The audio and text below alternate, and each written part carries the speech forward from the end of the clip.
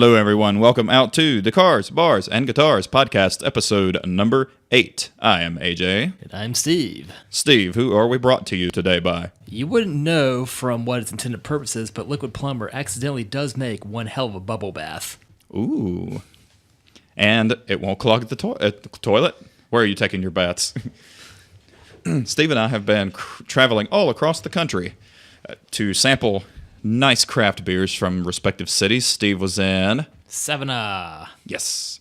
It's like 95% of what New Orleans is, except it's cheaper, it's closer to us, and it doesn't stink. I was in San Diego, California. I didn't want to come home. Steve and I would have had to done this podcast remotely. That's a long, or we could Skype it, but it'd be a 3-hour difference, but with your schedule, it really wouldn't matter anyway. 3 hours from shit is shit plus 3. Those 27-hour days are a menace. To society. We're starting off. I didn't bring any beer back with me from San Diego. It was too expensive to do. But Steve and I, whoopsie. Hello, Mike Stan. I didn't bring any beer back from San Diego. It doesn't fly terribly well. No, it doesn't really. Let's see. Steve has brought me. I am drinking a Coastal Empire Tybee Island Blonde, and it's not very good. But let's see here. Needs more vodka. It needs a lot more vodka. And I have a Service Brewing Compass Rose India Pale Ale. Now tastes more like an IPA. Yep, it's better than mine. The blonde. I'm not a big fan of blonde ales anyway. They're good outdoor, 90-degree, chilling out with your friends beers. Not particularly sitting in a cold room with while it's 90 out and thunderstorming. Oh yeah, because in typical Charlotte fashion, the devil's beating his wife outside right now, and I don't know why that's a saying. You do know that's a saying, right? No. Evidently, they call it when the sun is out and it's raining. They call that the devil's beating his wife today. I know that's a saying, and I know I read it somewhere on the internet. So then it had to be true? It has to be true. Let's look that up to see. Thanks, Mr. Lincoln. Oh shit! Rick Beato just uploaded what makes this song great. 9 Inch Nails. I can't wait to dissect that one. Okay, let's see what Google has to say about the devil beating his wife. That was the first one. All I put was devil and B, and it typed in the southern U.S., Utah, and as well as Hungary, a sun shower during a thunderstorm is said to show that the devil is beating his wife. Or more rarely, the devil is beating his wife with a walking stick because he is angry God created a beautiful day. The rain is said to be his wife's tears. And it's Wikipedia. You always say it. Well, if Wikipedia says it has to be true? Yes. Because I said so. What does it mean if it rains on your wedding day? It means there's a free ride when you already paid. Can it snow when the sun is out? These are... People also ask. What is this, Yahoo Answers? It's MySpace Answers. So, Steve, what other did you check out? Did you check out any breweries when you were out there in Savannah? That was entirely too little a time to do much of anything. You have been to Moon River, though, right? Negative. What? That's the first time I've been to Savannah in 20 plus years, and all I had was 36 hours there. So it was just nothing really memorable except going to the mall and seeing the fancy candles. So this could have been the first trip of substance, but there's too little time there to do much of anything. Well, did you have a good time? I tried. Ate really well. What was on the food menu? Burgers, dogs, barbecue. Typical Southern fare. Magic of being a family outing, so everything's pretty tame. Entire family, or extended family for cousin's oldest daughter's graduation, an excuse to skip town for a few days, and I could easily spend a month there. Absolutely, but the humidity is pretty intense out there, though, more so than it is here. It was pretty mild weather this go around, so I lucked out. Well, the drive down and up was a bit flooded, so that was gross. Straight down 77 to 26 to nothing. Boom, Savannah. Did you get to go over the bridge? Yeah. I love that bridge. I like every time Emily and I go over it, I'm like, wouldn't it suck if this thing fell right now? She's like, why do you do that to me? This isn't Minneapolis or Atlanta. You're okay. I've never been to Minneapolis. You? No. Do you feel like you're missing out? In the summertime, maybe. When it's a balmy 60 degrees. Yeah. The trouble is they've got 13-month winters there, so fuck that. Ugh, you're gross. Hey, there's not 13 months in the year. You silly. Bad at math, too. You're silly. Well, next time you go, you should definitely check out Moon River Brewing. It was on Ghost Hunters a couple of times. Said it's supposed to be haunted, if that means anything to you. No. You believe in ghosts? No. Aliens? No. Alien ghosts? Maybe. That sounds like a great movie. Alien versus So Patrick Swayze. I could say Sigourney Weaver is fighting Swayze. Go on. They should have got married so she'd been a Sigourney Swayze. That's a nice ring to it. That had a really nice ring to it. But no, that we went to Moon River when we were down there, and I don't remember any other brewery off the top of my head, but we have the technology to look that up. While I'm looking that up, Emily and I went to San Diego for our 5th wedding anniversary. It got here very quickly, unlike the flight, which was delayed and then undelayed and then delayed again and undelayed and then delayed. Reba undelayed. Undelayed. Mama uh-oh. So let's see here. Savannah, Georgia, which I need to go back. I'm trying to talk Emily into going on vacation again in August and twist her arm. She's totally game for it. I don't know where we want to go. We want to go somewhere driving distance. I don't think I want to fly across the country again, but unless somebody else is paying for it. And if you make your donation, I do accept PayPal. Savannah, we got Moon River. It's cool, but it's really touristy now, and there's like a wait on a Tuesday, so it's kind of Southbound Brewing, never heard of it. Service Brewing, never heard of it. Coastal Empire. Oh, that's right, you're drinking that. Coastal Empire is what I'm drinking. Okay. Two Tides Brewing Company. River Dog Brewing Company. Salt Marsh Brewing Company. All right, well, there's more than I remembered, and I've been 4 years, I think. You were down there for 2.5 days? An insufficient lot of time. Went to the Tybee Lighthouse and made some dumb pictures there, so that was fun. One man's dumb is another man's brilliant. There's a Wilmington Island out there. I did not know that. You had to cross over Wilmington Island. That's actually where I bought these beers, was a grocery store on Wilmington Island. Gotcha. Let's see here. Sorry, there's no food dog there. So there's a restaurant on the way. It's like a Scuba Steve's. I wish it was a cat cafe, but outdoor. So you sit down and there's cats everywhere. They'll walk up to you. They don't ever try to get your food because we were assured that they eat very well, which they probably do by keeping that place clean of vermin and insects and spiders and the lot. But they'll just come right there while you're having a drink. They'll just come up and jump up on your lap and have a seat. Vinegaroons too. What's that? Vinegaroons too. Possibly vinaigrette-oons. In case you need to see a scarier spider, look up that. I need to look that up. Okay, I'm gonna look it up. Damn it! Like the Goliath bird eater. You've seen that one, haven't you? Yeah. It's on par. Vinegaroon, is it spelled like it sounds? Mm-hmm. No, I don't want Vimeo. Said YouTube awful funny. Vinegaroon Care. It was the second one. What the blue-blooded fuck is that fucking thing? A different arachnid. Wow. That looks like a cross between an ant, a spider, and a scorpion. That's creepy.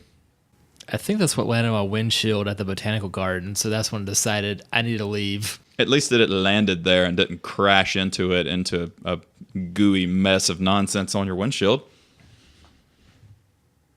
Enjoy that beer. There's always next time. Steve is now on beer number 2. He's drinking the same thing I do, so we get to supper together.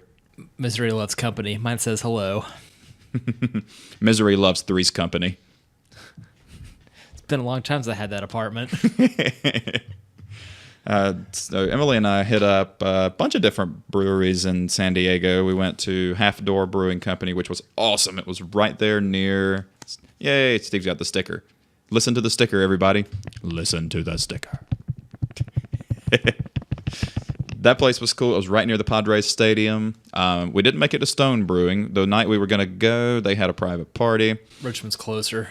Yeah, kind of. So we couldn't go there. We made it to Ballast Point, Mission Brewing, Pizza Port, which Steve's calls A mouth? yes.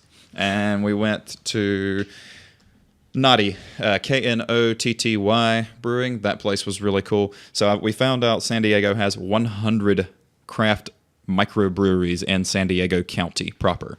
So that's an even better reason for me to live there, minus the fact that the house I live in would cost $600,000, is what they said. Thricefold. $600,000.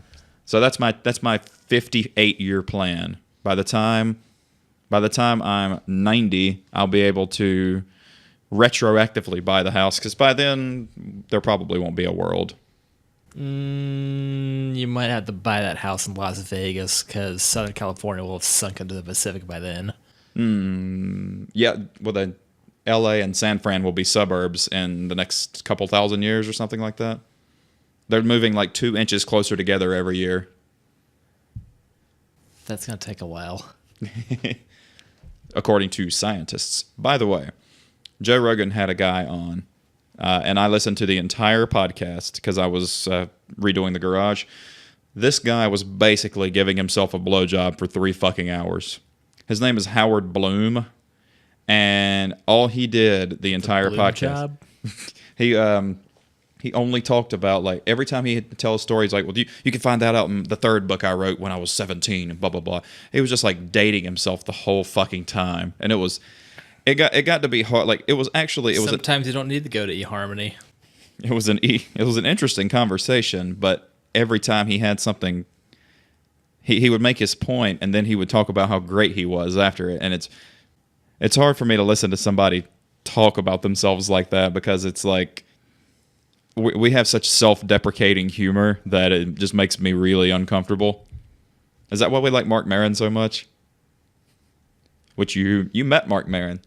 Briefly, yes. Post show almost 4 years ago. You were by yourself, weren't you? We'll go with that. What was he? Was he personable? It was the magic of there being a lot of people to do that. It was just gotta hi there, bye there, get a picture. So there is photographic evidence of it. I look goofy. He looks disgusted, so it seems apt.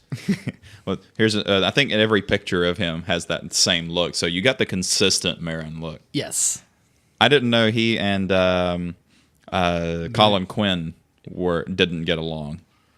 You said Jon Stewart awful funny. Oh, I knew they didn't. But I listened to the WTF with Neil Brennan.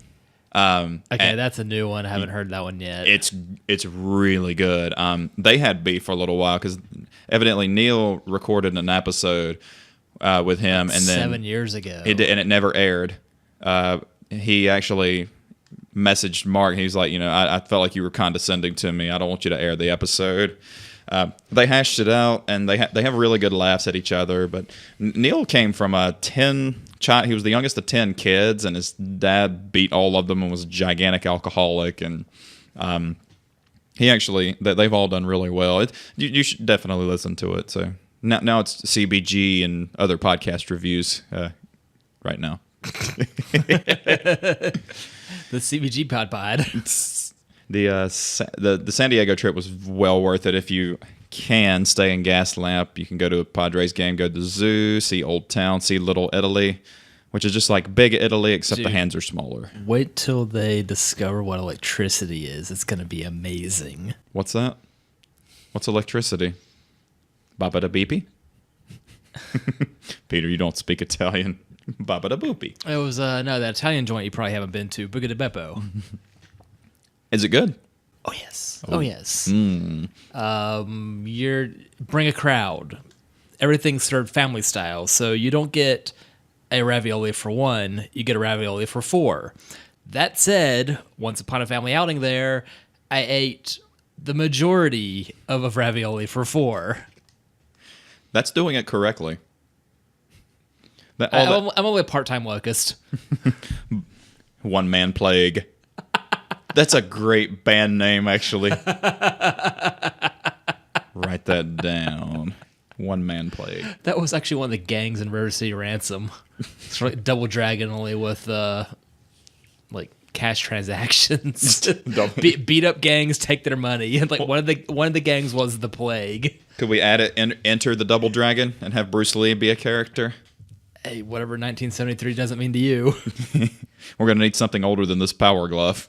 We're gonna need a couple of Ataris, which I That's still not old enough. Magnavox, Omnivision, or whatever the hell it thing Intellivision. That was 80s. Intellivision was 80s, I think. Which had the curly phone cord for the controller. It was fun though. I feel like video games were more fun back then. I can't play a modern video game. It just requires too much thought. Well, it's funny you mentioned that because there are now modern games that look like 8 and 16-bit pixelated stuff. Who makes them? Independent developers on Steam.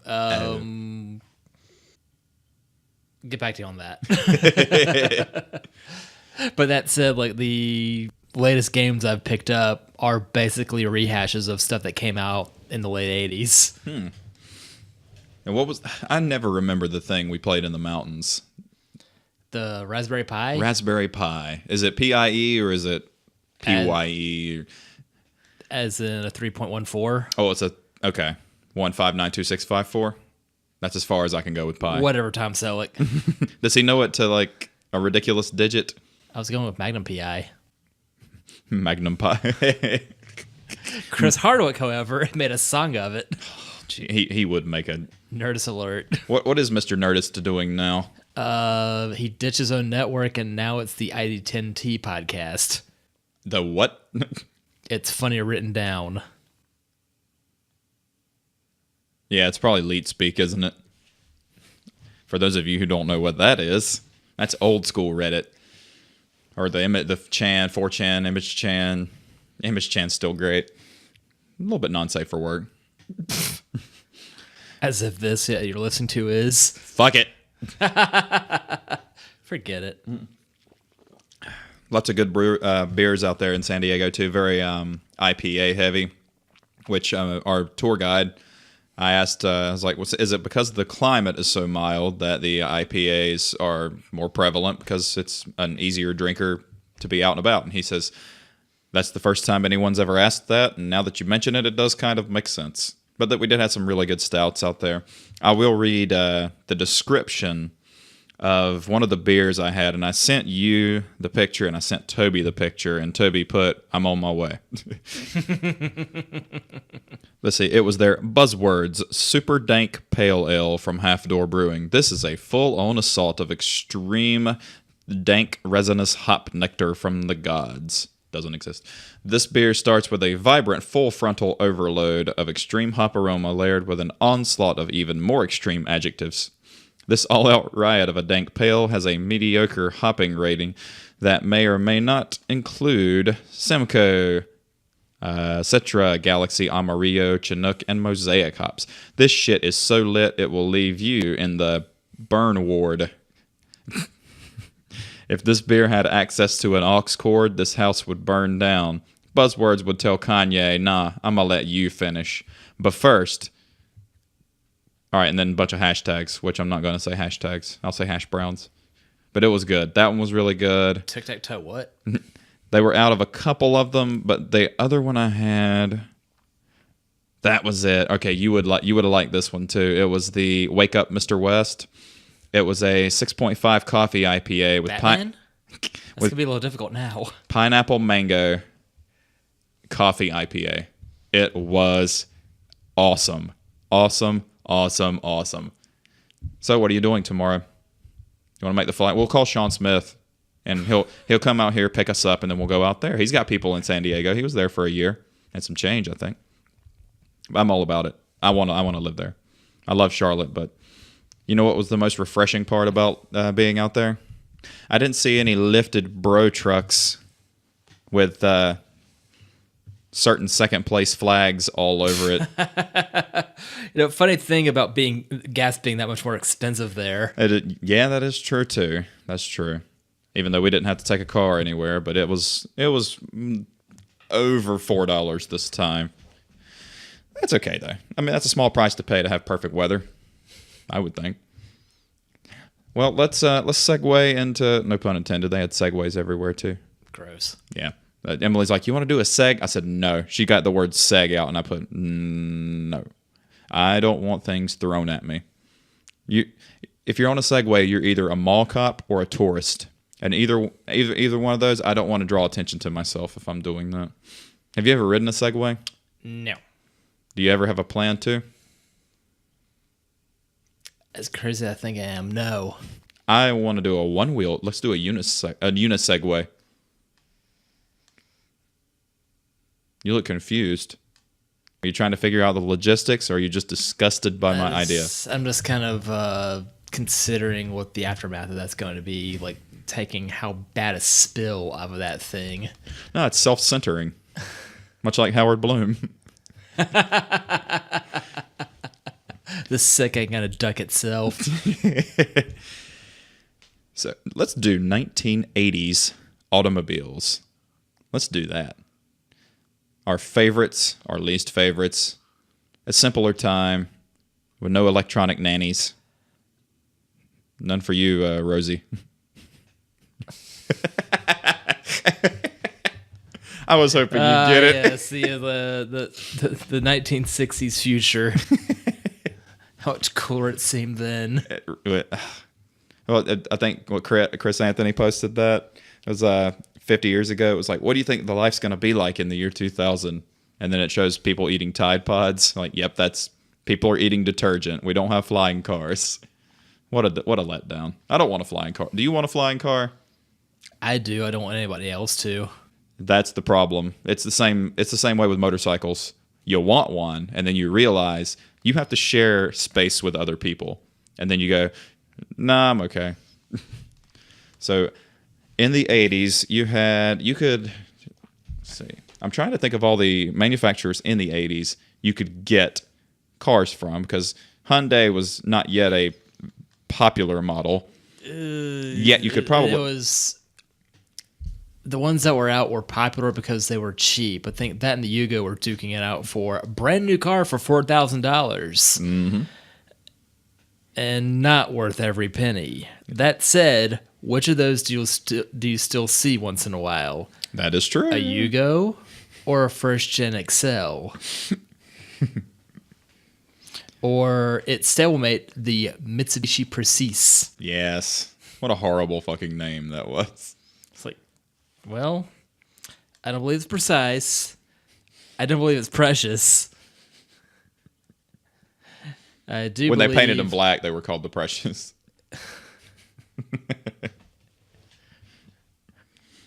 Mitsubishi had. Oddly enough, I think they were all gray, so I think they just faded a bit.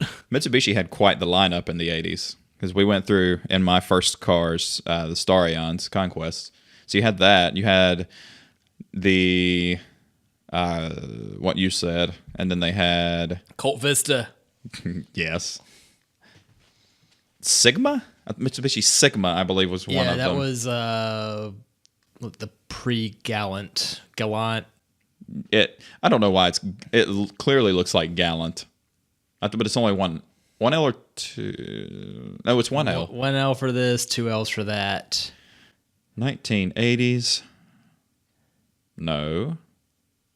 Mitsubishi models. This will be fun. See, the best things are unplanned. Mighty Max, Mighty Max.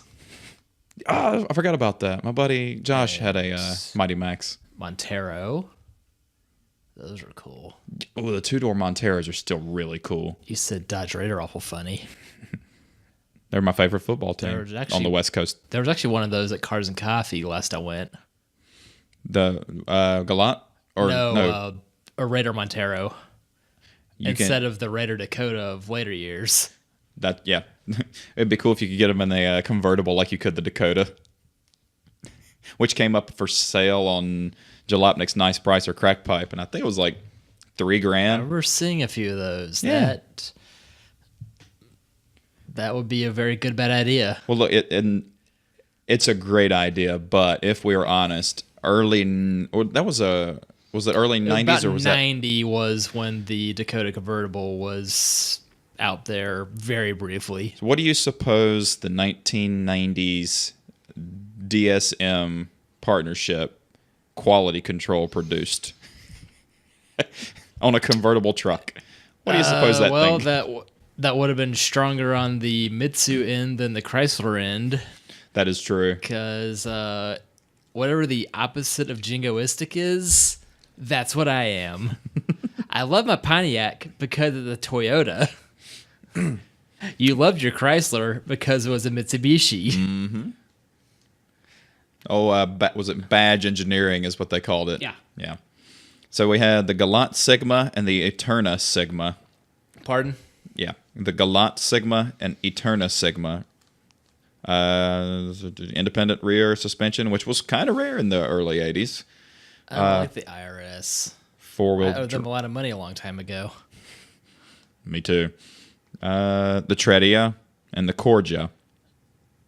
Pajero was what it was. It wasn't a Montero over. It was Montero here, Pajero in Japan, Gesundheit. which sounds like an Indian. I guess it would be Pajero. That would be Spanish. Never mind. I'm getting my darker than me skinned people mixed up. Dots or feathers. The not Wawa, or Wawa not dot. Rally Art was established, which I always liked that. A Pennsylvania convenience store? No, the other one. I always like the name and the logo for Rally Art. If you don't know what Rally Art is, Rally Art's like Spoon and Nismo and the M cars and AMG from Mercedes. It's the in-house tuning brand. So 1984. Let's face it, if you're listening to this, you've played Gran Turismo. You definitely have. So they had the Starion. Turd. 84, the Starion won the class title in the Mi Piste Rally held in France. So it won the rally that year in a rear-wheel drive Mitsubishi. Very nice. Let's see, contract on joint development of the Debonair with Hyundai motor of the Republic of Korea was concluded. So Mitsubishi and Hyundai were together in the mid-80s. Have you seen what a Debonair looks like? It doesn't look Debonair, does it? It looks like a 70 Impala. It was a monster of a car out of Japan. Really? Was it made for? There's no way it was made for the Japanese. That would probably be akin to the Nissan Prince and the Toyota Crown or the Century. Just the really big Luxo barge of the era that looks a lot older than it needs to be. Did they change the logo to an unpronounceable symbol? Wrong Prince? I was blaming on today's weather. Please. It's my favorite ice cream flavor. Really vanilla. 1985, Mitsubishi Motors reaches an agreement with Chrysler Corporation to set up a joint corporation for producing passenger cars in the U.S. and is called Diamond Star Motors, DSM. Mitsubishi acquires a 19% stake at Mitsubishi Corporation and a 6% stake in CMC Company Limited in Taiwan. The Debonair had a V6. Okay. Was it a 3.0? I don't know. It Out says of Mom's 88 Voyager? it says a 6G7 V6. I imagine it's every V6 that ever came from It's most of Japanese cars that have a V6 have a 3-liter. The Camry, the Accord didn't. prior to it was a 2.5, and then by 92 it was a 3.0 that I had in my 93 Camry. And then my Maxima had a 3-liter V6. Thailand, they had a partnership with Mercedes.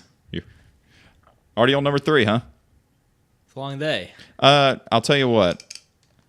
Stevie Thirsty. Stevie on number 3.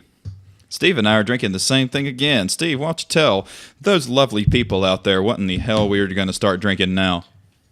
Live from Cabarrus Brewing Company of Concord, North Carolina, it's the Vanilla Coffee Blonde. So it's the VCB on CBGPod. Steve, what is the alcohol and the IBUs? 4 3/4, and hell if I know what IBUs are. Right beside it. 15, not much. You? Yeah, I don't say this about many brews. That one is better in a can than it is on draft. Way better. Maybe because I put it in the freezer for 2 hours. So it's a vanilla ice cream? It kind of tastes like coffee ice cream. It's fucking delicious. Verdict? You can't hear my head rattle, ladies and gentlemen. So let's see. Back to... that is weird. That said, I think the first of such a thing I had at High Branch just across the way, like, I do like the Imposter better, but that's a few and far between kind of brew they do. Yeah, I think you and I, it was either you and I or Toby, and we talked about you go to Cabarrus for an event or the the big brew experience, like you'd go to Old Mech for, like bring the family out. If you really love beer, you go to High Branch. TJ and Maureen, shout out to you guys. You guys brew some awesome beer. I don't think I've ever had a beer there I didn't like. I even tolerated the sour, and that should say something. Did you know that Mitsubishi and Daimler, I just gave it away. Mitsubishi and Chrysler set up with Daimler-Benz and Mercedes in Japan, which is incredibly interesting.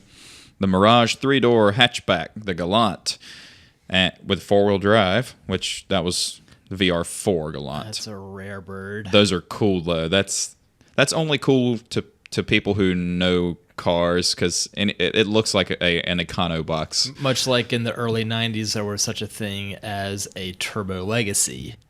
Yes. And then there was an 8-year gap before the T-Rex came to these shores. Production line of the Eclipse at DSM starts in 1988, but it doesn't start until, I believe, 1990 was the first year of the Eclipse. 89, 90 sounds about right, because hell yeah, Plymouth Laser. That's the coolest name ever. I'm sorry, it just is. Eagle Talon. That's the second coolest name. Plymouth Talon. Eagle Laser. That sounds like an awesome mashup hybrid animal in the future. The Menica is launched. I've never heard of a Mitsubishi Menica. It's like Monica, except with an I. And not a cigar. Monocle? Thanks, Mr. Peanut. I think it was a bumper sticker or something. It says, nothing is more capitalist than a peanut in a top hat selling you other versions of himself to eat. The Menica has launched a 3G81 dual cam 5-valve engine, full-time SWD. Is that side wheel drive? Single wheel drive? Wait, you need at least one of your wheels to move, man. What the spare. Hell? It's the spare. Staggered wheel drive, so you've got your left front, right rear. Yes. All right. That sure would work a lot better than the one-wheel drive Blazer back in the day. The staggered wheels drive it, but the other two steer it. Coming soon from Tyco, the most confused RC car ever. It's for autistic kids. If you build it and it works, you fucked up. That's just puzzling. Do you remember Puzz 3Ds? In name only. Wow, I had two. They are infuriating. They do not stay together. They just crumble into pieces. You weren't using enough super glue. I didn't use glue at all. I was just raw dogging it the whole time. Well, that was the 80s for Mitsubishi. Let's start with the Menica. Now I have to know what that looks like. So, are you curious on what that looks like? Sure. Me too. Let's see. I'm going to guess tiny. I'm going to say sedan. With no prior knowledge of this. So Ford can kill it? You were right. Because it was a Maxica, and then Nissan would have sued. I'm going to try to describe this vehicle, and I want you to tell me if I was correct in the description. It looks like somebody crashed the what was the Mazda SUV that was the very first one that only had a door on the one side. The had three doors. Oh, you mean the van? Yeah. The MPV. It looks like somebody. Oddly enough, I had two neighbors growing up named Susie. They both had first-gen MPVs. Could you get that in a stick? I don't believe so. Probably for the better. But you could get it with all-wheel drive. No way. Yeah. That's got to be one of the first minivans with all-wheel drive. Yeah, I think that was either concurrent or it beat the, I guess technically second-gen Chrysler vans to all-wheel drive in 1991. Somebody has crashed an MPV into the back of a Geo Metro. There you go. Is that an accurate description? I gotta go to the hardware store because you nailed it. Well, 80s Mitsubishi had some pretty cool cars. You remember what I know you remember what the Starion looked like since I drove one around for 10 years. It was the Mirage 3-door. We know what that looks like. I'm gonna pull up a Pajero. I love those things. Okay, that's the new one. I don't love those. Those don't look very good. How new? Very. That's not even a thing here now, is it? That one. Yeah. That is so cool. Check out our live feed. Oh, wait, we don't have one. Haha, jerks. That is cool. It's a square-bodied... Round headlighted. It's square... I hate that. Like some of on Club XJ, some of the guys will put the Wrangler headlights on the front of their Cherokee, and it looks horrible. It doesn't look cool like that. For some reason, the styling just doesn't work. It doesn't work at all. It really doesn't work at all. Somewhere around in Greensboro, there was an E28 or E30 BMW. So I don't remember, like 80s 3 or 5 series with square headlights. I don't know why. I don't know how. Or just don't know why that was a thing. Sometime in the I could legally drive era. How do you decipher the alphanumeric thing? Is that just the chassis code, or does it mean anything? Okay, it doesn't mean anything. Roughly whenever the car was made corresponds with that, and E number, F number designates body style and whichever series it is of it being a 357, whatever have you. Gotcha. And after they left the 30s, forget it. I don't know what the newer ones are. I really don't care. I didn't know if it was... The only BMW I really consider would be the 1-2 punch series. Which DeMuro and Jeremy Clarkson both said the 1M was one of their favorite cars ever built. But it's out of every other car put together. So they didn't have a specific plan for it. They just kind of threw everything together, and it's brilliant. So there's a top tip from the CBGPod, guys. If you want something brilliant to happen, just throw it together. It will probably be okay. It's worked for Steve. That's how and why the Pagnotta's pushing 235K. Love it. Try to catch me. Give it another 4 years. That, and if somebody steals mine, I would laugh. I'd be heartbroken, but I would laugh. Of all the unlikely things that could happen, that's kind of likely, given that the XJ's got a cult following. It does, but it's 2-wheel drive. They were like, let's break it. It's a Jeep, and they get into it, and they see it's 2-wheel drive and a stick. A, I can't off-road it, and 2, I can't drive it. Fuck it. We'll leave it alone. My mechanic Russ briefly had an automatic 4-wheel drive 2000 XJ. That was probably the quickest car that he ever sold.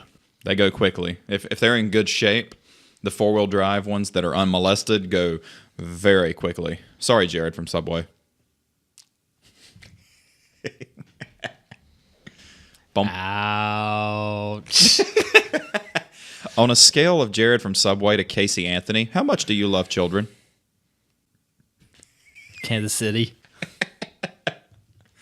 Is that your favorite barbecue sauce also? Yes. Completely unrelated. So we Those are some good Lay's potato chips, man. bet you can't eat just one. I was reading a cookbook on French cuisine. Thanks, Mr. Bourdain. Anthony is of French descent, isn't he? Apparently, he could have been Antoine Michel if he were, not from Points North.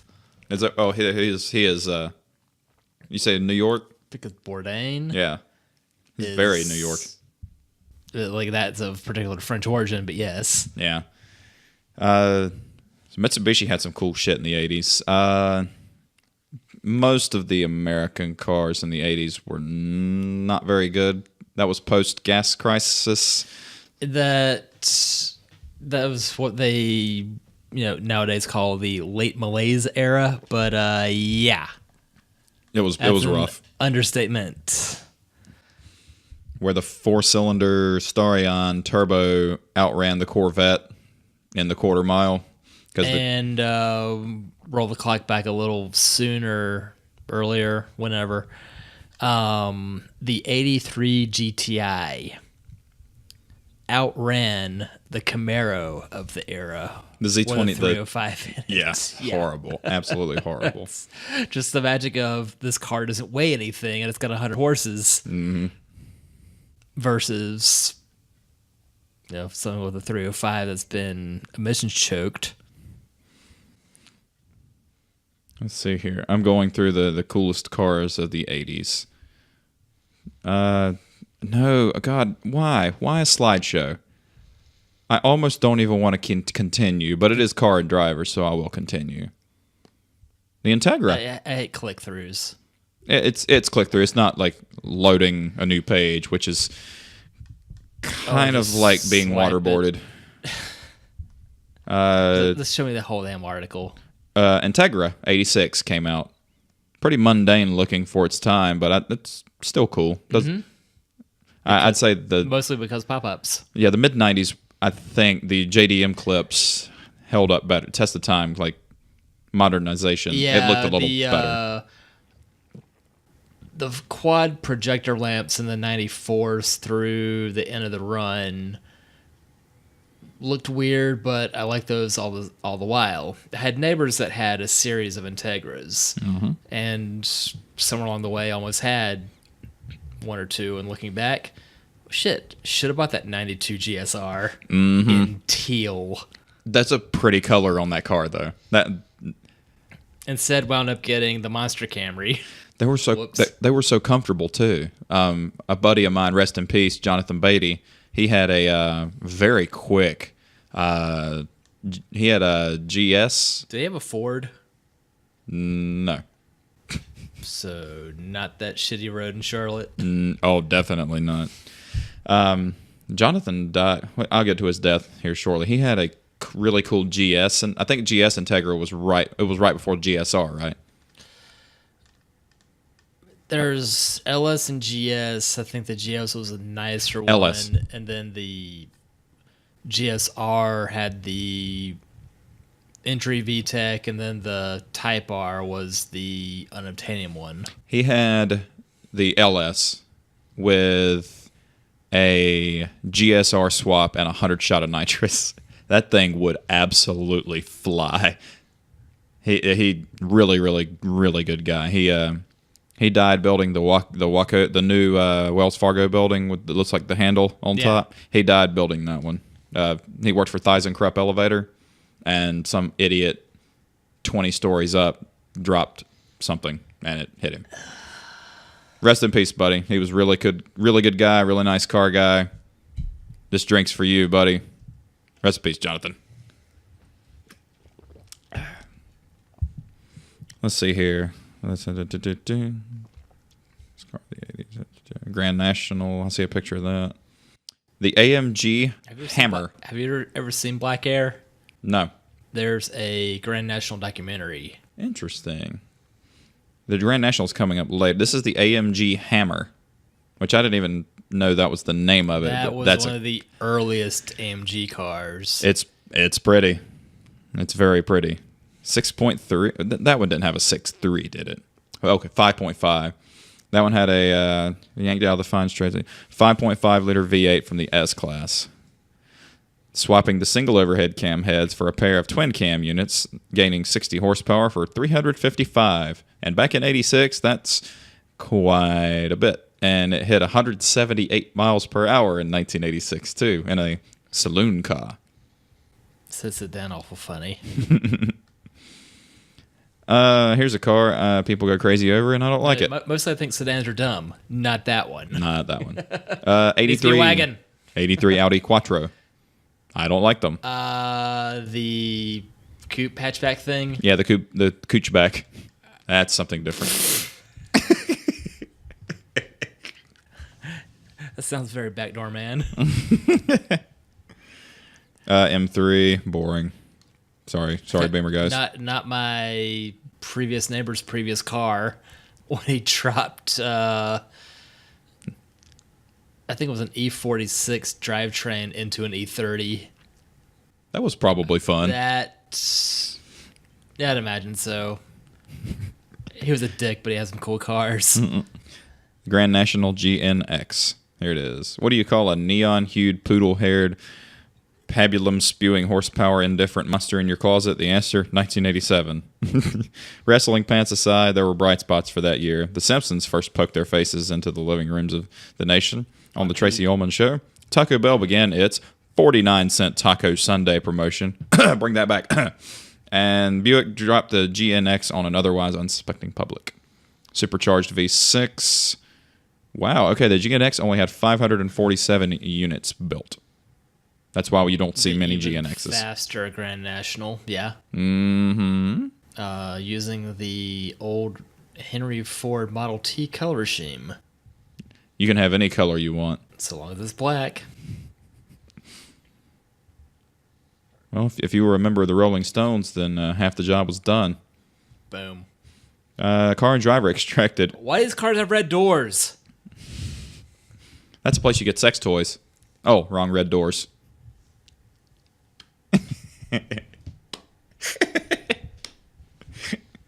I like the fact that it picked up even the little claps, which is the only kind of clap you'd want. Never mind.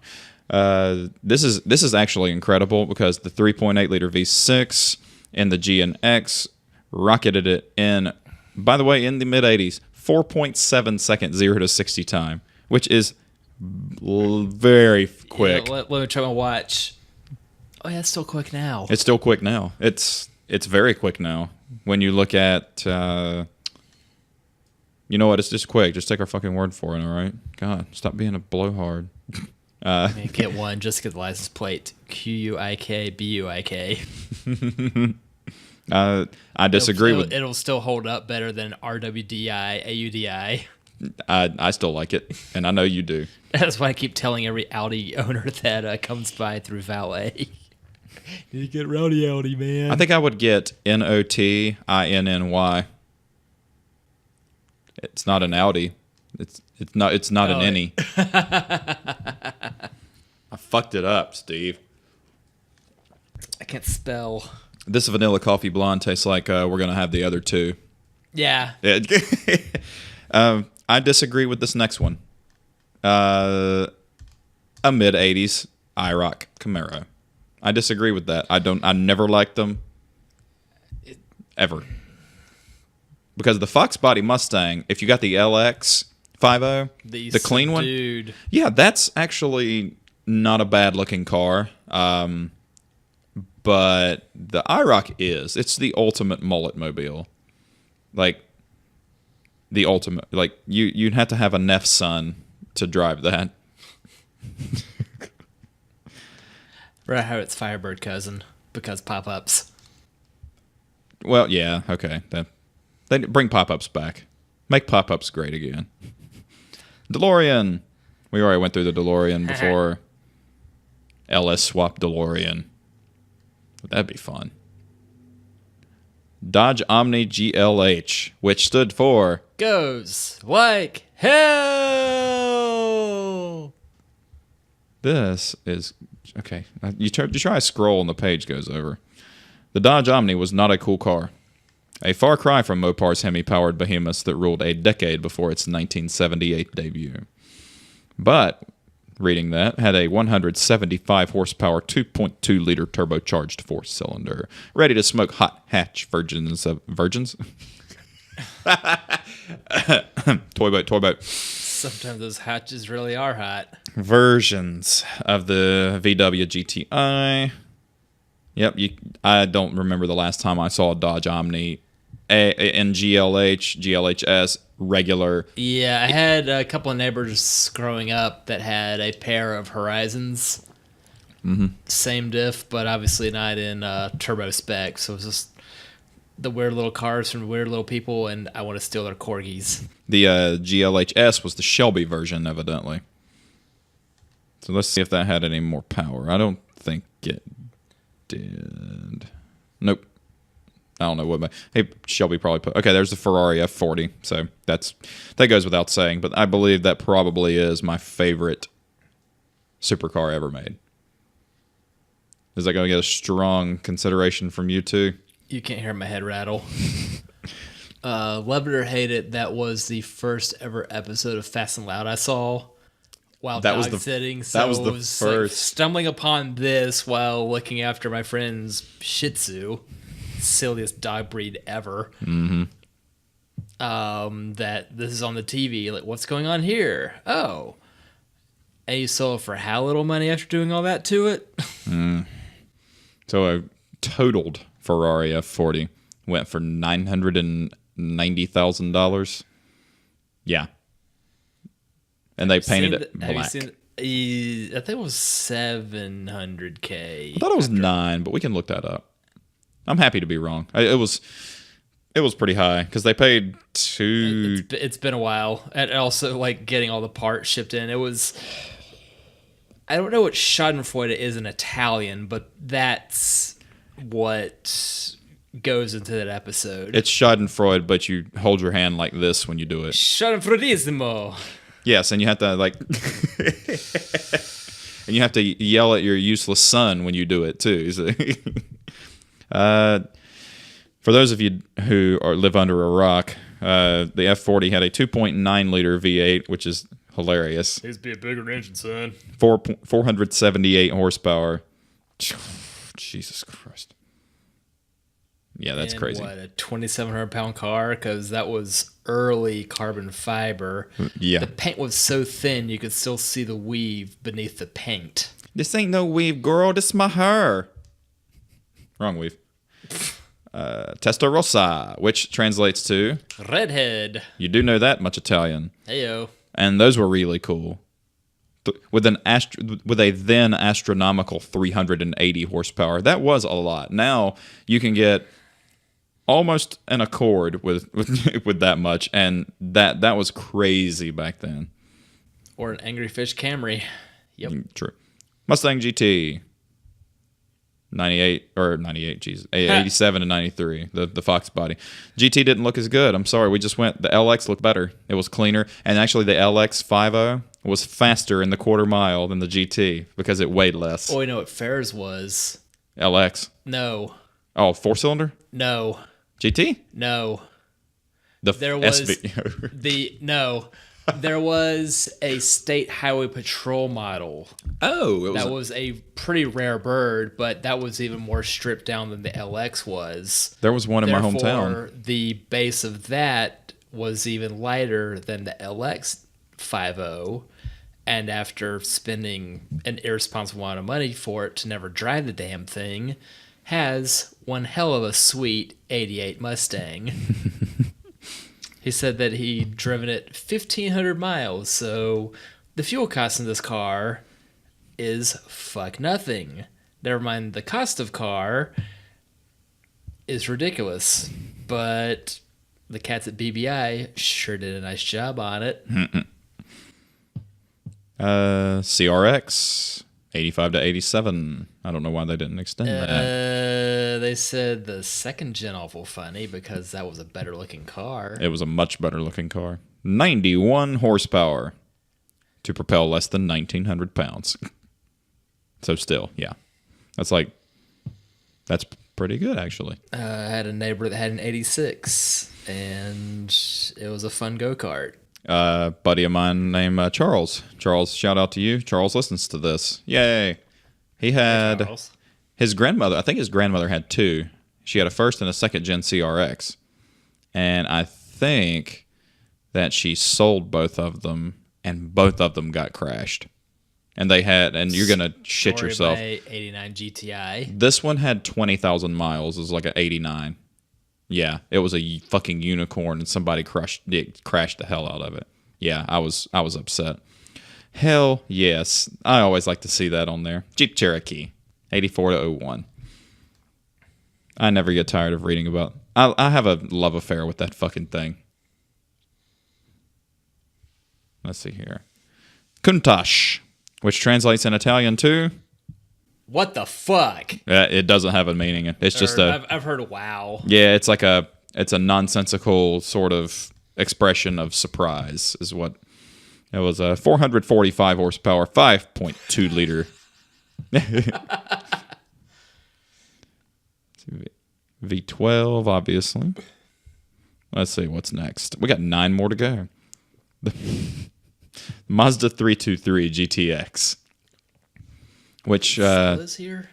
The hatch. It was kind of like a better looking Escort. But it was a turbo all-wheel drive when that wasn't the norm. Yes, dual overhead cam 16 valve turbo 4 that made 132 horsepower that fed all four wheels.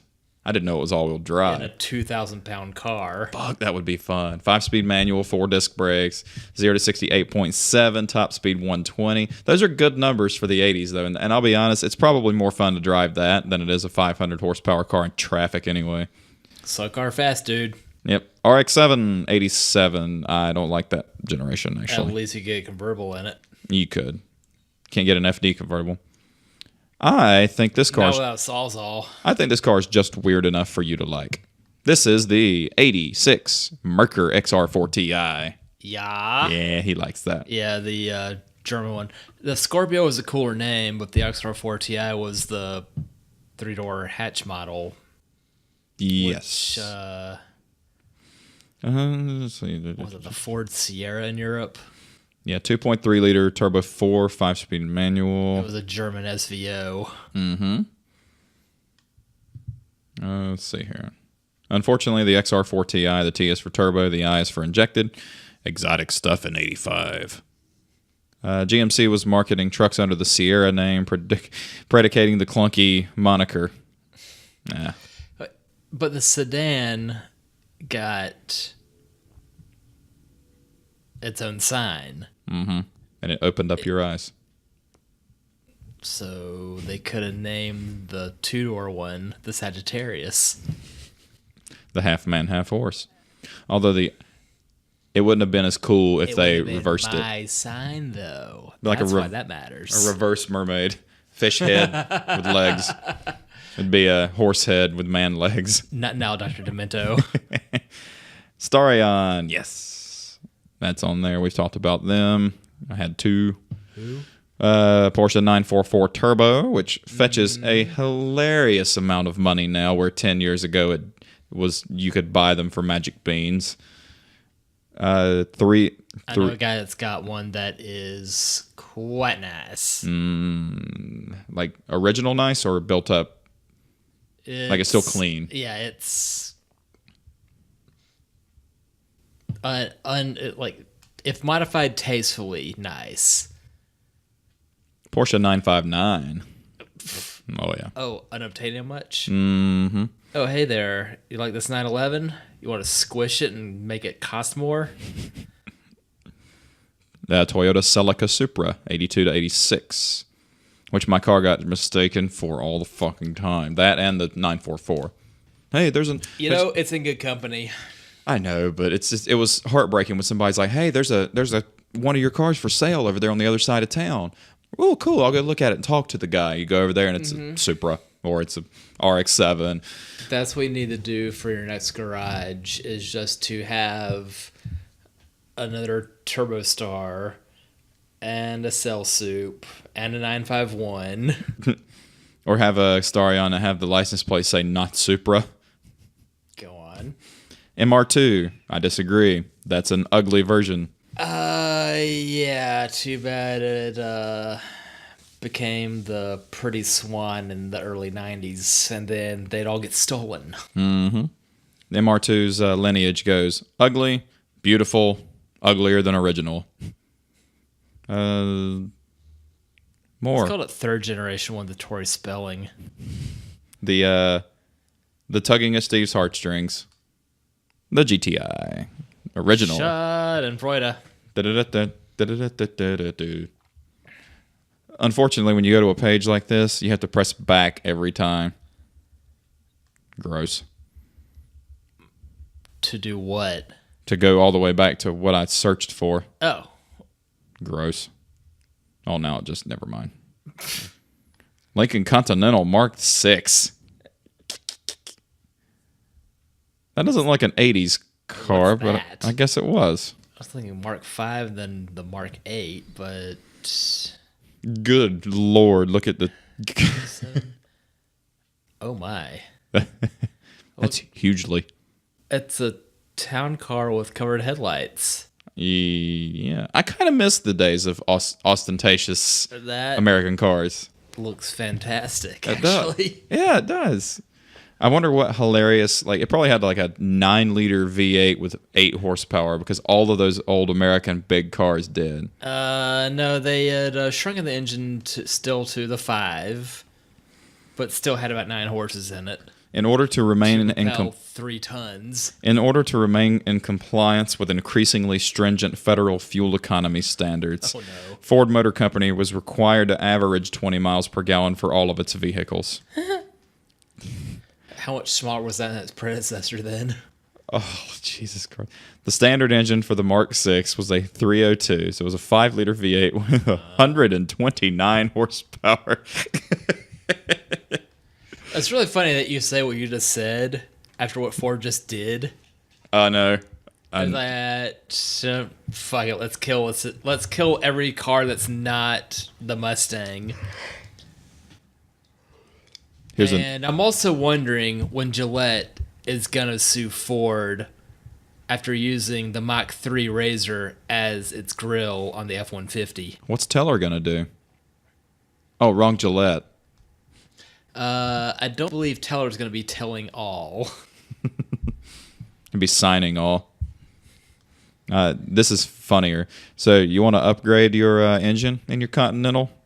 Go for the Windsor, the 351, the 5.8, the 5.8 liter V8 with 140 horsepower. 11 more horsepower. God damn it, Spinal Tap. Those go to 11. Those cars don't even go. A 3-speed automatic. That's nice.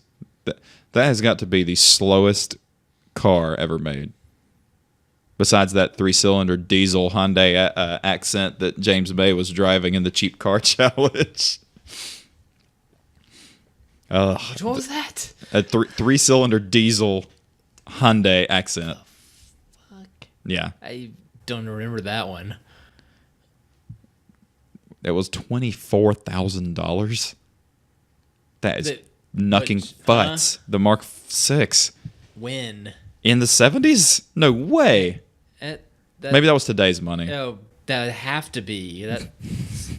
You get a new Corolla for that. It's not as interesting, but it's still a better car. It's definitely a better car. The Fiero. I like the GT Fiero. I always thought those were cool.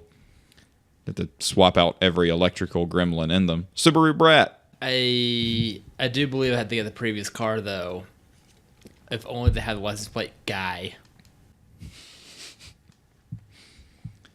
What do you drive? I drive a Fiero. There's not a fucking T in that guy's name. It's Italian or something, I think. He swears it's Fieri.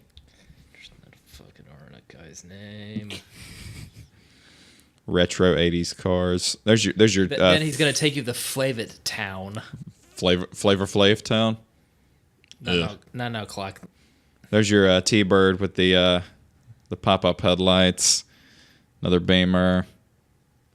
Dodge Daytona. It's like the Diet Conquest. One of my new neighbors has one of those riding in his backyard. That's probably where it needs to be. It was a front-wheel drive, 100 less horsepower than the Conquest car. Fewer. Yeah. Jalopnik, welcome to America. 10 amazing cars you should buy. Go on. I think that's what it says. Oh, 10 amazing cars you should legally import. Do we dare? Sure. Let's do it. How bad could it be? Don't say that. That looks like a Cosworth. Yep, Ford Sierra RS Cosworth. And that was the Mercer, basically, wasn't it? That sounds about right. Yeah. I see it. Yeah, that's the Mercer. That's totally it. Except the rear window, it had an actual rear window instead of the funky rear. The mini blinds. Yeah, The louvers. side louvers. I'm not louvering it. I had louvers on my Conquest for a little while. You know what they did? Rattled. So I put the fancy brackets on there, and they rattled less. And then I sold them for twice what I paid for them. An Alfa Romeo Montreal. That's pretty. You remember that, don't you? Nobody remembers that. I'm aware of what it is. I did see one of those at Cars and Cappuccino. Farrah had access to one and adored it. Where's the Cars and Cappuccino around here? Is it Northside? They moved. That used to be at the Foxcroft Caribou Coffee, and then they moved to somewhere else, and then suddenly my Sunday mornings were no longer free to make it to those. Sunday morning? It's a very sleep-in kind of time. Sunday. It's a Cars and Coffee, but it's all European cars. But you put on a funny shirt, you chase shit around with the camera, nobody cares. No. Just stop, stay a while, enjoy yourself. Try not to drool on the guy's $40,000 M6. A Volkswagen SP2. That's a Brazilian car. Yep. Which is cooler than any 70s Volkswagen you've ever seen. It is. Oddly enough, it looks like the previous Alpha. It really does. It does. Ford Falcon XD Ute. Why it deserves residency. An Aussie? Because hoon is an Australian word, after all. When muscle cars did the dinosaur act in America, traits of the species were preserved and quarantined down under. You know what? I don't love it, but I don't hate it. It's the modern day ranchero. Yep. Which makes me want tacos. Ranchero sauce. I really want tacos. You don't even like ranch. No. Nissan C110 Skyline GTR. Gesundheit. That was the original GTR. Oh. Pretty. And it has the coolest feature ever fitted to cars. An ejector seat?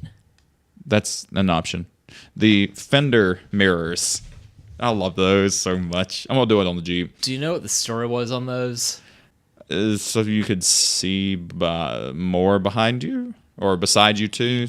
You could see what is behind you without having to take your eyes off the road in front of you. Because it's all in the same field of vision. Mm-hmm. Instead of looking to your side here or side there. So it's a good idea that has since been kiboshed. Mm-hmm.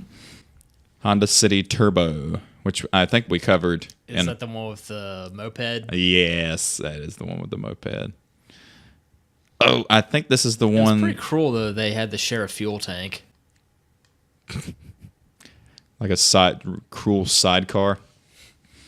The ZIL 114. What, the Russian? Yes, the one that kind of looks like the squared off Soviet limo. You remember the one that was what Jeremy was driving James around in, and the communist car. That looks like Mom's old '75 Impala. Needs more mint green, though. Even the dictatorship of the proletariat isn't immune to the charms of a big decadent limousine. This is great. BMW E30 Touring, and the wagon. That's cool. And I don't like BMWs. That's really nice. Rear wheel drive. Yeah. Lancia Delta S4. The hatch. Whatever. Basically, imagine a lesser version of the previous car. Ferrari GTO 288. The number one car. Let's see. 272 ever built. So, yeah, that's... I was hoping it would be more... That had the same engine when the F40. Yeah. I mean, it was like... It's a meteor-looking car, though. It definitely is. Let's see. A lot of those car companies were just getting... Like, Hyundai was just getting started. Kia wasn't even a thing until mid-90s. Kia existed. I don't know when it was that they and Hyundai teamed up, but Kia was responsible for the Ford Festiva and Aspire. Mm-hmm. So we will about those little econo boxes. And Daewoo's Pontiac Le Mans was concurrent with those in the late 80s. It bothers me that I see Le Mans spelled two different ways. With an A and an O. Like lemons and Le Mans. I've seen it was spelled two different ways. I don't know if it's supposed to be. It wasn't on the car. One's a serious race, one is not. How long did they make the De Tomaso Pantera? They made it in the 70s. They sold it here briefly, but apparently it kept going until the 90s. That is the most 80s picture I've ever seen. It is... the Countach and big hair. Yeah, but I think that's Cindy Crawford in a Countach with big hair. And she's leaning on the spoiler, and that you shouldn't be leaning on the spoiler. It's going to break. Thunderbird wasn't on there. Why was that not on there? That should have totally been in there under coolest cars of the 80s. All the except for the retro Thunderbird, which was Playboy's car of the year. They can all be the Mazda MX-5. Or 6. Yeah, the appropriately enough, the Probe counterpart was the 93 MX-6, and I think the Lincoln Mark 8 was, which is still a pretty car. Yep. I would like the motor swap, Jesus, transmission swap. Have a stick version of it. That would be just the best. Let's do it. Playboy picks its cars of the year. Let's see. 50 years of Playmate of the year. I do want to click on that, but with the advent of internet porn, I don't really need to see that. I mean, that's like somebody offering you I call this PG-14. It's like somebody offering you a bologna sandwich when you can get free filet mignon. I mean, why would you get the fucking sandwich? Playboy Car Company. This is something super different. Early. Yeah. This is something that This is an actual car company. I meant Playboy's Cars of the Year. Oddly enough, they measure everything in bunny power. That's got to be a lot less. See, well, you could just give your car in bunny power instead. How much power does your car make? 1,000. Yeah. 1,000? Yeah. That's a lot. Mm-hmm. Yes. Playboy's Cars of the Year list. I think anything revving the $8,000 should be measured in smaller creatures. Playmate of the Year cars. Is it the same thing? It's on Jalopnik, so it's... It is. They had a Playmate and a Car of the Year, so they're giving both. So I'm not going to give the girl's name. Yeah, only because it goes back to the 60s, and we're not going to know any of these girls' names. Donna Michelle. Don't trust somebody with 2 first names. Or 3. Sean. Did she come with Camaro? 65 Sunbeam Tiger. 64 was Mustang. Naturally. Yes. 66 Dodge Charger. This is fun. 67 Barracuda Fastback. In pink? Oh, yeah, they did paint all the cars pink for the fucking photo shoot. Flat red. I'm trying to think of a fun way to do this other than just reading them out. Give you like the country it came from. And you try to guess what the car company is. So this is 68. What is it? Country.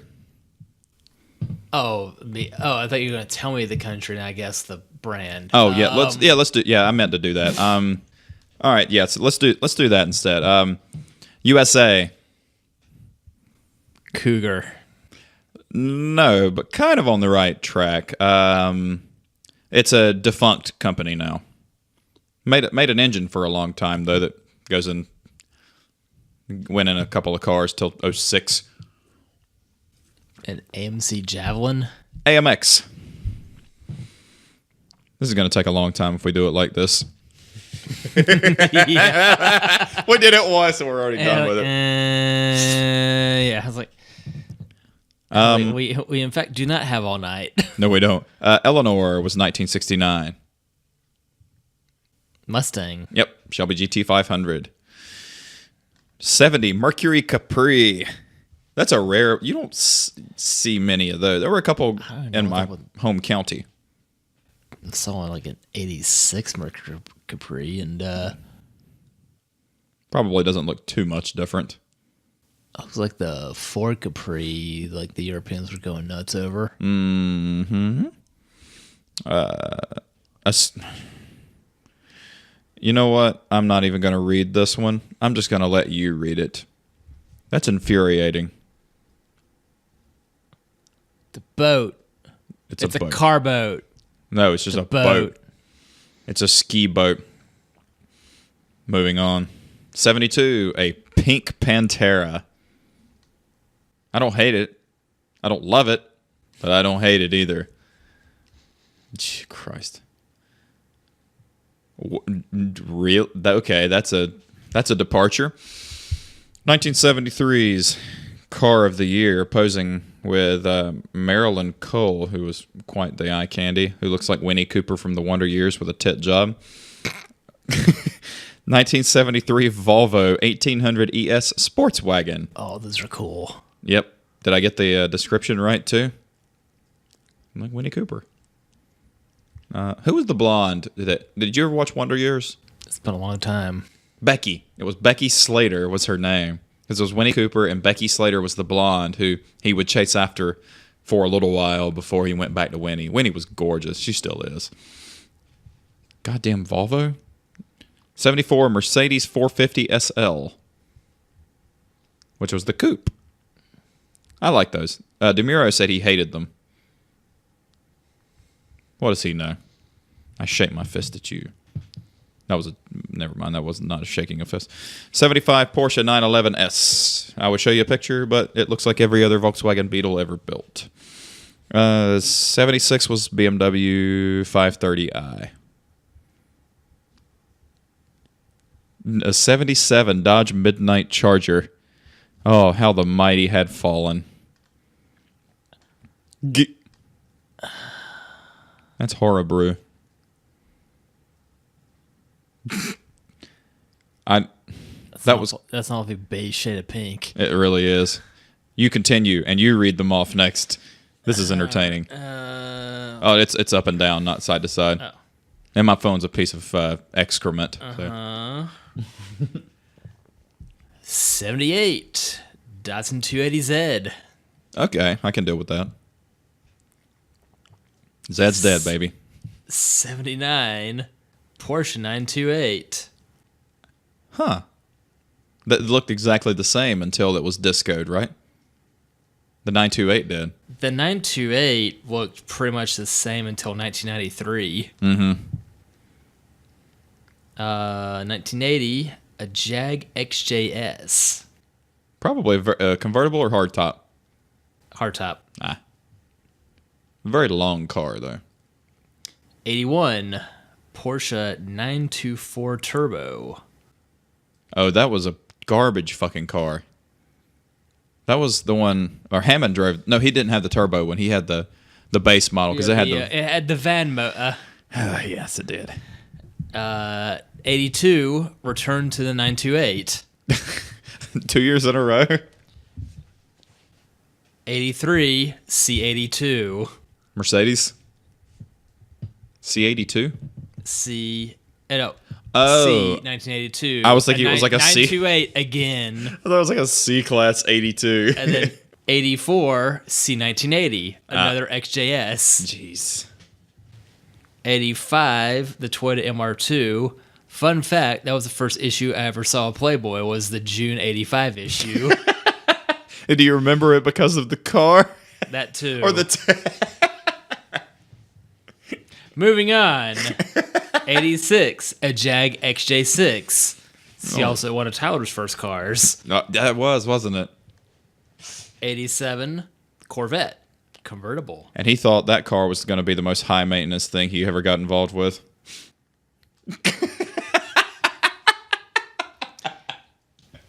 1988, the California Countach Roadster. Let me see what that looks like. If anything didn't lend itself to be a convertible. Yeah, no. I don't think so. Targa-ish. Maybe for Targa practice. 89, Porsche 911 Cabriolet. All right. Fun fact, that would also be the playmate who married Hugh Hefner, Kimberly Comrade. Oh, that's right. Rest in peace, Hef. 1990, the Eagle Talon TSI. Now, why did they choose that one over the Mitsu or the Laser? The cool, funky wing that didn't show up until 97, the one I like. 91, Car Unknown. Is there a picture? Or just... Of her. Oh. There were no cars in 1991. Sorry, 3K No. GT, Stealth, whatever else. 92, Lexus SC300. Good choice. 93, Anna Nicole Smith with the Jaguar XJS convertible. I was trying to think of a car with big headlights, and from that era, and I couldn't. T-Bird did. That one does. 94, Jen McCarthy with Car Unknown. And now Here's a picture of her with a Ford Mustang. But did the Mustang have all of its vaccinations? No, it had to be put down. Aw. 95, All hoarsely. Eagle Talon TSI again. Yes. 96, Jeep Wrangler. Funny because that would be a 97 Jeep Wrangler picture because there was no 96 Wrangler. There wasn't? No. It went from square 95 square to to 97, round. much like Corvette went from 82 to 84. American manufacturers are weird. Among other things, yes. 97, paging your inner basketball, Victoria Silvstedt with a Porsche Boxster. It's hard to believe that car is 21 years old now. 98, Shelby Series 1. Pick a car of the year that nobody bought. I had a model car of it. I wonder if that counts for one of the sales. Might as well. Remind me to tell you a funny story about a low production car, a Panaz Esperanti. I know a guy who used to work for Panaz, so I will tell. How charmed was that with their little 4-leaf clover? I'll tell you that in a little bit. 99, Shelby CSX 4000 Series Cobra, or Cobra Replicar. That shouldn't count. Fuck you, Playboy. Y2K Corvette. 01, Boxster. 02, 1950 Chevy pickup truck.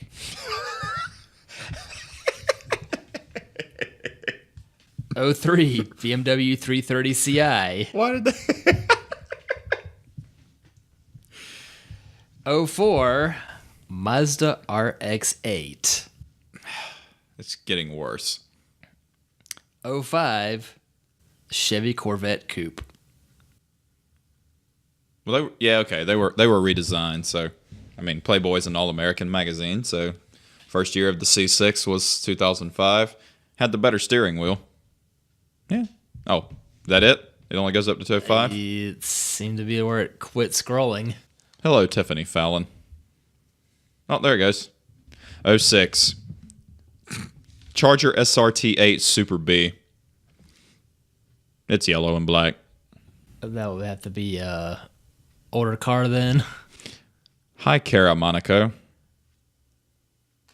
Hello, nurse. Not the last Dodge Monaco. That was really a Renault. Yeah. 07 Mini Cooper convertible. Puke. Sorry, Sandy. 2008 Cadillac CTS. With Jade Nicole, who doesn't look real. Look at this. That doesn't look like a real human being.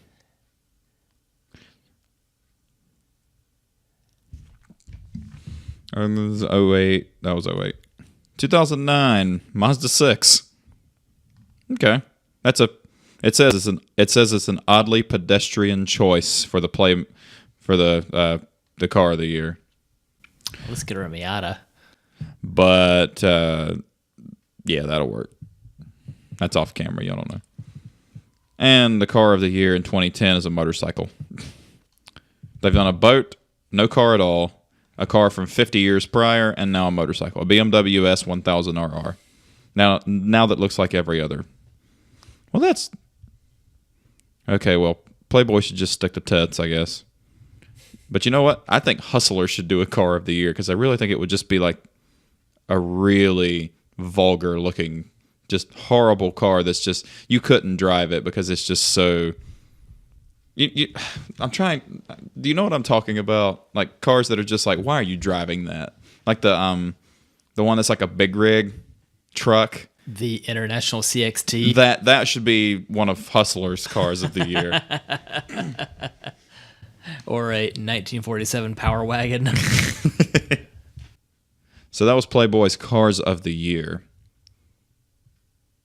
With a boat and a truck and no car. Vehicles of the year, if they're anything at all. It doesn't roll off the tongue very well. Other things did at Playboy, though. Well, do you want another beer? Yeah, sure, why not? All right, so we just re-beered Steve. What are we drinking right now? The Appalachian Mountain Brewery Longleaf India Pale Ale. This is my favorite IPA, 7.1% from Boone, North Carolina, one of my favorite little towns. That's because the strongest. That too. The longleaf comes from the North Carolina State Toast, which is here's to the land of the longleaf pine, the summer land where the sun doth shine, where the weak grow strong and the strong go great. Here's to down home, the old North State. Cheers to Steve and AJ and to CBG and listeners. It sounds like I'm about to sing that to the tune of Led Zeppelin. It depends on which song. Here's to the land of the longleaf pine, and the summer land where the sun does shine. Here's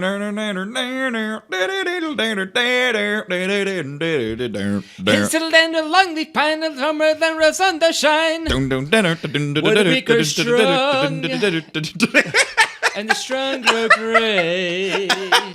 Here's to down home, the old North State. Here's to the land of the longleaf pine. I was trying to do Stairway to Heaven. I think Immigrant Song was where I was going with that. I know. Oh my fucking. No. Longleaf pine. This is taking a turn for the weird. Wow, so we've done an IPA. Like this was really fun until the last few minutes of it. You guys really came derailed. That's what we do. Everybody who's listened to it and given us feedback says it starts out slow, and then by the end, it just becomes nonsense. And I was like, that's great. Here we are. We've done a vanilla coffee blonde, an IPA, a blonde, a regular IPA, and now a longleaf IPA. And if some is good, more is better. I wish I could have brought some stuff back from San Diego, and Steve wishes he could have brought some stuff back from Savannah, but my flight situation... More better from Savannah. It's like, one good, one bad. True. I had an idea a couple of days ago. I forgot to mention to you. We should do a podcast from the mountains when we go to our cabin trip. So we got to put the software on your laptop so we can do it from the mountains. I think that'd be fun. What say you to that? Here's hoping the old laptop can do it. And then everybody can sit in and do whatever the fuck they want to do with it.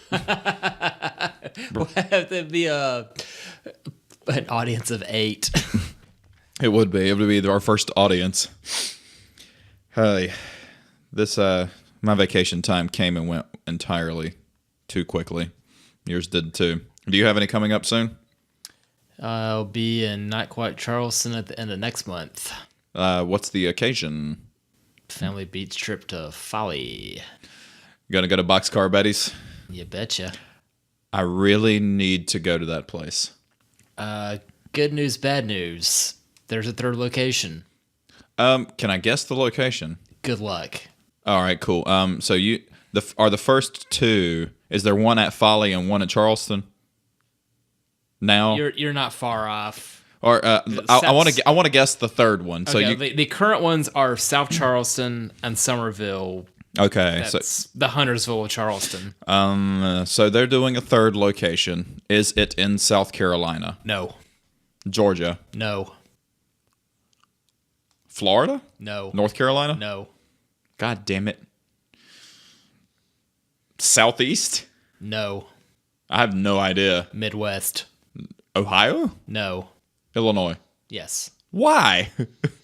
Somebody in Chicago wanted a box bets in Chicago. Oh. So while their food truck kicked the bucket, the spirit lives on in the windy fucking city. Okay. I guess I thought our favorite McBride's brother was gonna do it, but he's like franchising it out. I think so. I'm not really sure the ins and outs because last I saw him discussing expansion ventures anyway. Like I saw him more recently, but about a year ago, he had mentioned Maryland was in the running for next option. But this is different. Very. Yeah. But I've never been to Chicago. Boxcar Betty's is mostly... Send you, but I can't take you. the Chicago is known for pizza and... Mobsters? And shootings. And Obama. Chirac. I miss that guy. The Boxcar Betty's is known for burgers or Southern cuisine. What are they known for?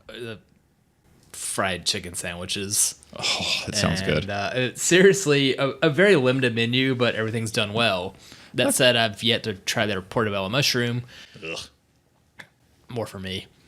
I was like, well, that's their vegetarian option. I was like, well, but me as a vegetarian doesn't want just a mushroom. Like, have you seen their menu? You have sweet potato fries, fried chicken on a bun, portobello mushroom on a bun, or you can have chicken strips. That's about it. It's real good. There are a few options that you can get on your sandwich, but it's a pretty limited menu. And what they do is really, really well done. So, no, there's something to be said for a limited menu, though, to me, because a lot of times when I go to a restaurant, I don't want to look at a 16-page menu. Like, you want somewhere between Five Guys and Jack in the Box. You don't want to go, I want a gravy biscuit, an egg roll, and French toast. Like, You say that. I'm not I could high wind up right getting now. everything at Jitba and get a burger with half of everything at Five Guys. This is going to be a happy heart attack. An unhappy wallet, but a very happy cardiologist wallet afterward. Well, we're thinking about going to Boston next year, so it'd be cardiologist. Either that or Maine. I want to do something. We're going to go somewhere different every year for anniversary. I was thinking either Northwest or Northeast, somewhere cold. Portland or Portland? Yeah. Do a Portland to Portland cannonball run. That would be fun. Maybe not as fun.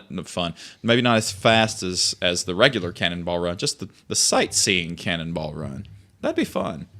I would like to do. Where is Martha's Vineyard? Is that Massachusetts or? I want to say Cape Cod, but I'm not 100% on that. But it is off the coast of Mass. Okay. Because I thought about taking my music money and doing a little more traveling with it, just because one of Emily's extended family cousins, Mr. Stanley, rest in peace. He was her dad's cousin, so I don't do family names. He was her dad's cousin, so it was her cousin too, maybe second cousin. I don't know. He said you can either Sounds about right. you can either spend your life having things or doing things, and I'm almost to the point now where I'd rather be doing things. After seeing San Diego and getting to travel, it was quite a bit of fun. And quite a bit of not as much money as you would think it would be.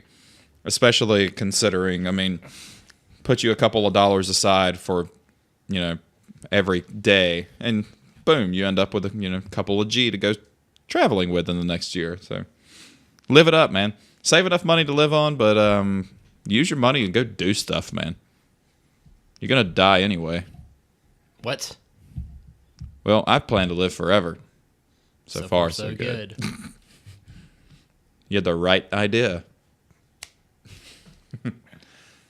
I'm going to keep drinking after this podcast because I had a really weird day. And you did too. But you have a weird day every day. Kirkman and I were talking about that. He said, does Steve seem a little more loopy since he started his third shift thing? I said, more loopy? Longest 2 years ever. I mean, it's all a simulation, man. There's a glitch in the Matrix. As long as it wasn't the Matrix 2 with the Oracle. Did that not make your brain itch? I still don't know what was going on. What say you? As much as I wanted that movie to have sequels, it didn't need those sequels. The third one wasn't bad. The second one was not a good segue to number 3. Not to me. Not to Steve either. He's shaking his head. You can't. He does this a lot. I have to explain to him what you're doing. I did get to borrow a line from George Carlin the other day, though. Nick at work, he goes, "Hey man, what time is it?" And he pointed to his wrist. I was like, "You don't have to pantomime what time is. I know what that is." I said, next time I go to the bathroom, I'm not going to point to my ass and go, "Hey man, where's the bathroom?" He got a giggle out of it. He also thought I created it, so I didn't want to. He's like, "That's really funny. Thank you." I didn't investigate that any further. And you don't need to insource it. If you tell whoever is amused by this thing where you found it out. No. If they ask, I will tell the truth, but blissful ignorance is the best kind of ignorance. And as much as fun as I have saying, take it easy. If it's easy, take it twice. That's just for college humor a long time ago. Another OG internet. All the kids don't know what we're talking about. There was a time it was all text instead of silly videos. True. Do you remember when Rotten.com was a thing? I think it's still up there. Should I investigate that? Although I like looking at weird shit more than you do. Like, Yo, you're on your own. that's going to be saved for later. I had the power glove on again. Episode 7, shout out. It's still bulbous and awkward. Yeah. I did tell Brian about he said, why do you have one of those? I said, why not? Why don't you have one of those? And he said, touche. Well, we're also the original owners of this bitch, too. It's too bad they're not worth, like, hundreds of thousands of dollars. Yeah, that said, I did inquire at Save Point Video Games in the University area a couple years ago when they had one. It was $70. Yeah. I don't wish to burn that kind of money for that kind of gimmick. Much like I don't own a 3DO. As much as I adored that system back in the day, it didn't age well. Like, just because you can put videos into your video games does not make a good video game. Especially when all the best stuff on it was ported points elsewhere onto PC and PlayStation. And some of it even runs on the tiny Raspberry Pi computer. The same thing we played Dr. Mario on. You should have brought that over. We could have had a death match live. We wouldn't have had a podcast. Yeah, we've been cussing at each other. It doesn't lend itself well to audio podcasts. It's going to be, you motherfucker, repeat that a bunch. It's just going to be a bunch of evilness spread forth. Like, hell, since Kay and I moved in together, we haven't played it yet. Because that was always our go-to, just go get lit on wine and other substances and then go play that until we pass out. That's not a bad existence. Yeah, it's nice. I'm glad. Our schedules are opposites. Like, I work 10 to 6. She works 10 to 6. Different 10 to 6. I didn't know she went in at 10 a.m. I'm torn on if that's actually a good schedule or not, but I've been going in at 6 a.m. for the better part of 10 years now. I really wanted to work like 11 to 7 when I was still in data center at my dumb job. I didn't mind second shift when I first started there back in 06 because that was when more of everybody was, up and at 'em in the late hours. Gray and I would shut down the saucer back in the day. That's impossible now. The good old days. Yep. I mean, it's possible, but you'd be very late for work and very fit-shaced. So it's doable. Yeah, I can't stick around that late. At most midnight. I've been instructed by the missus that we're going to go see Deadpool tomorrow. You'll be all right.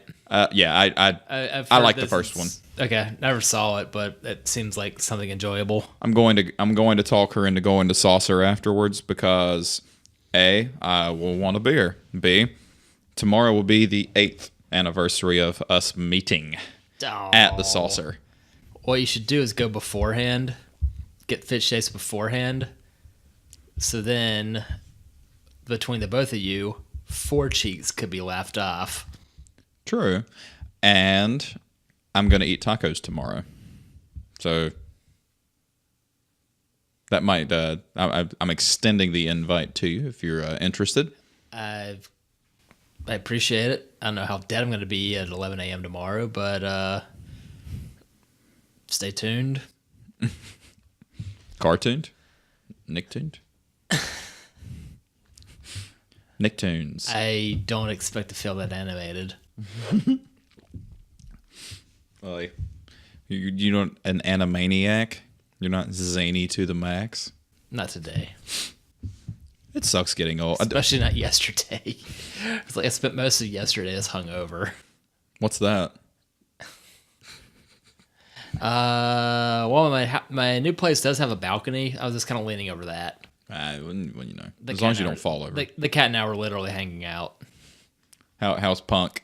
Punk's good. I use Punk as a meme now, by the way. Every time somebody posts something stupid, I just post that picture that I zoomed in on their face, and everybody loves the shit out of it.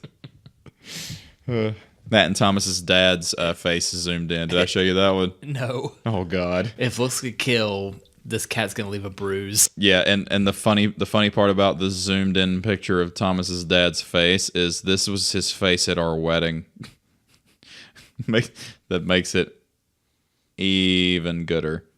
I gotta find every time you try to find a picture of something to show somebody, you just fucking forget about it. You're not gonna be able to find it. There's the punk's face. Look at that punk. That was a great picture that you took, though. Steve has the knack for taking really awesome pictures. They show you the picture of the dog, the total derp face. Oh, don't remember. Well, stay tuned. Those listening, you can't. That was his face at our wedding. What'd you do? His dad looks like that all the time. Derp Dog. It's Derp Dog. The failed sequel of Cat Dog. Instead of Whose dog is that? her nephew's. That's a cute dog. Well, guys, I think we're gonna be wrapping this podcast up here pretty shortly. Thank you all for the continued support. Very shortly, we will be on Spotify and all of the places you get your podcasts from, so that you can better take them on Zune.com. Zune. Yeah, no, Zune and MySpace and GeoCities. Ooh. All the happening hotspots for the crazy kids. Message us on ICQ and AIM. Is ICQ still around? Internet chat query? I don't know. I haven't used that since high school. So the answer to that question is probably no. For a good time, do not call 559-3611. At least I think that's what my number had been. Well, once again, thank you guys so much for tuning in. It will be downloadable on all your the places you get podcasts very shortly. I have the means to do that, and I haven't done it yet, but I will be. Kirkman said it's easier to download it and listen to it later than it is to, I don't know, watch a blank screen on YouTube. Easier on the battery, easier on your data connection if you can download it. Oh, hey, by the way. Very true. So we'll be doing that very shortly, and that's it. We've drank a lot of beer and talked about a lot of cars and no music today, but every podcast can't be the same. I don't think it can be. That was us talking We're already talking about Led Zeppelin, so your bit of music is check out Greta Van Fleet. Oh? Is it a good substitute? They sound very Led Zeppelin-y. Cool deal. Well, on that note, I've been AJ. And I am still Steve. And I think we're done. Toodles. Later.